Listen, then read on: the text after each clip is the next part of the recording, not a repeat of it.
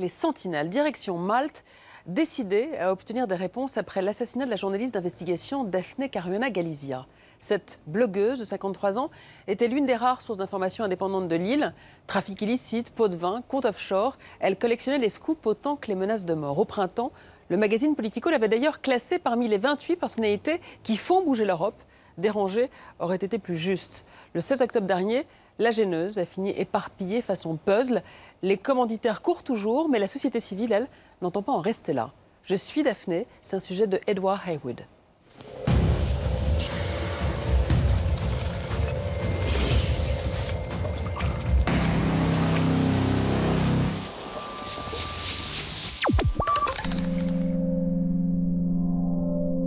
Dans les Sentinelles aujourd'hui, une journaliste maltaise qui en savait trop. On pensait que personne ne pouvait être tué à Malte pour avoir donné son opinion. Désolé, c'est exactement ce qui s'est passé.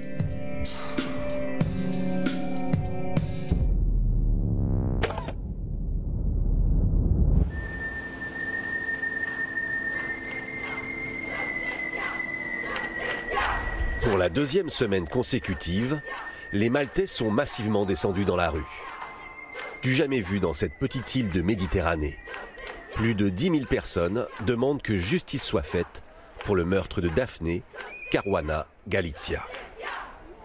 3 semaines après son assassinat, on ne sait toujours pas qui a tué la journaliste la plus gênante de l'île.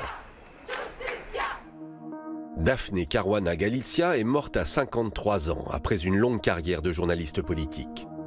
Elle a passé sa vie à dénoncer la corruption qui gangrène l'île.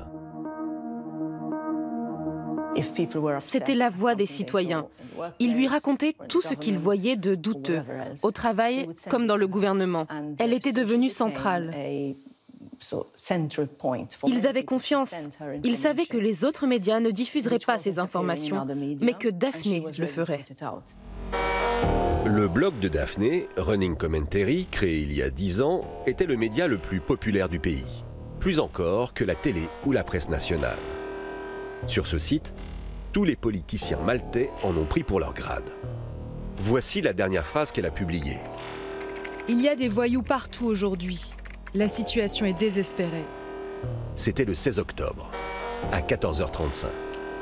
30 minutes plus tard, une bombe projetait sa voiture à plus de 80 mètres de la route. Le trou dans le bitume témoigne de la force de l'explosion. Sur l'île, l'émotion est immense. Ici, pour nous, c'est comme la mort de Diana ou le 11 septembre. On se souvient tous là où on était quand la nouvelle est tombée. C'était un choc énorme pour le pays. Malte était une colonie britannique jusqu'en 1964. Dans les années 90, elle devient un paradis fiscal. En 2004, l'île intègre l'Union européenne. Sur ce petit rocher vivent moins de 500 000 habitants. Tout le monde se connaît, mais les secrets sont bien gardés. Daphne voulait rompre la loi du silence. Et elle s'est retrouvée sous pression. Tous les puissants de l'île, qu'elle attaquait dans son blog, se retournaient contre elle. Elle croulait sous les plaintes pour diffamation. Mon article a été posté à 19h aujourd'hui. 2h30 plus tard, à 21h30, la police était déjà devant mon portail avec un mandat d'arrêt signé par un magistrat. En seulement 2h30. Andrew Borg Cardona a monté son cabinet d'avocat avec le mari de Daphne. C'est un ami du couple depuis près de 35 ans. Il a été témoin de tous les combats judiciaires que la journaliste a menés. Déposer une plainte pour diffamation à Malte, c'est très abordable. Ça ne coûte qu'une centaine d'euros. Donc, quand quelqu'un voulait stopper Daphne, il lui suffisait de choisir 6 ou 7 articles où il était mentionné et de déposer 6 ou 7 plaintes contre elle. Elle devait défendre chaque plainte, payer les frais d'avocat 6, 7 ou 8 fois. C'est très efficace pour dissuader les journalistes. Ils voient que Daphne est poursuivie pour des milliers d'euros et ça effraie leur rédacteur en chef.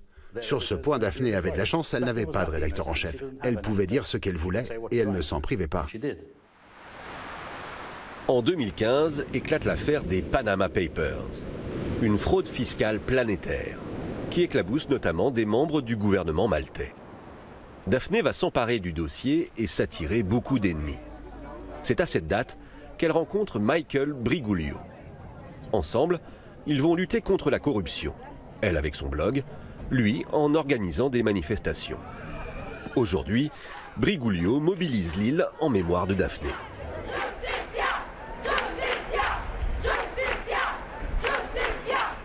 Nous sommes tous unis. Nous venons de différentes organisations, de différents milieux.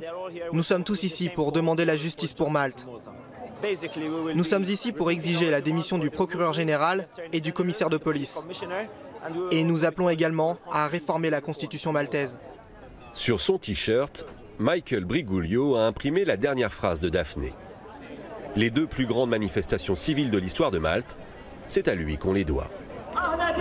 Bienvenue à tous. Nous sommes réunis ici aujourd'hui, dans cette rue où Daphne Caruana Galizia a grandi. De formation, Briguglio est sociologue. Mais c'est comme élu municipal qu'il gagne sa vie. Malte est un tout petit pays. Il y a une grande promiscuité entre les politiciens et le peuple. C'est intéressant pour les gens car ils peuvent faire des requêtes directement aux politiciens. Mais parfois, certains votants attendent des faveurs des politiciens et ce n'est pas toujours le bon type de faveur. Quand un politicien promet des jobs à ses citoyens, quand il promet des choses qui ne sont pas légales, alors c'est de la corruption. Ceux qui dénoncent ces dérives ne s'exposent pas seulement à des poursuites judiciaires, ils sont aussi harcelés sur Internet. Beaucoup d'activistes comme moi ont eu des problèmes avec leur page Facebook.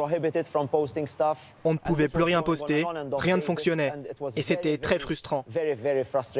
Je ne pense pas que ce soit une coïncidence. Je pense que nous étions victimes de cyberattaques.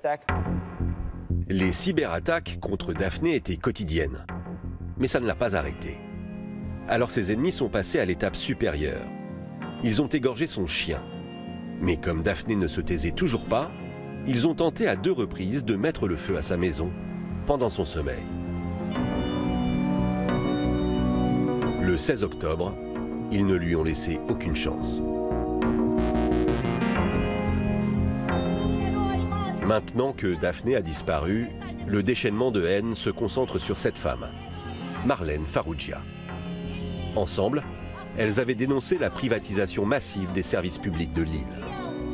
Mariée à l'ex-ministre de la Santé, Marlène Farrugia, elle-même députée du Parti travailliste, était au cœur du pouvoir. En 2015, elle a quitté son parti. Elle ne supportait plus la corruption du gouvernement. En 2013, notre mouvement travailliste a gagné avec un programme basé sur la transparence, la méritocratie et la responsabilité civile. Nous sommes arrivés au pouvoir et en quelques semaines, nous avons vendu notre compagnie d'énergie nationale à une compagnie privée. Nous avons vendu nos hôpitaux à une entreprise qui n'a aucune expérience dans le domaine de la santé. Et on ne sait pas qui sont les gens qui achètent nos entreprises. Quand on a demandé à voir les contrats, on ne nous a rien donné. Et quand on a fini par avoir quelque chose, les contrats étaient couverts de bandes noires pour qu'on ne voit pas les détails. Daphné enquêtait sur ses contrats douteux avec son fils, Matthew, à qui elle a transmis son virus. Matthew travaille pour le Consortium international des journalistes d'investigation. Pendant notre tournage, il était à Bruxelles pour réclamer une enquête sur le meurtre de sa mère et sur la corruption politique à Malte. Il a obtenu gain de cause. Des enquêteurs européens doivent bientôt débarquer sur l'île. Il nous a fallu beaucoup insister pour que le gouvernement maltais nous concède quelques minutes d'interview, et on n'a pas été déçus. Vous ne craignez pas la visite de la délégation européenne? Nous les accueillons à bras ouverts pour leur montrer le pays fantastique que nous avons. À Malte, il y a un état de droit. Donc si vous n'êtes pas condamné dans un tribunal, alors vous êtes présumé innocent.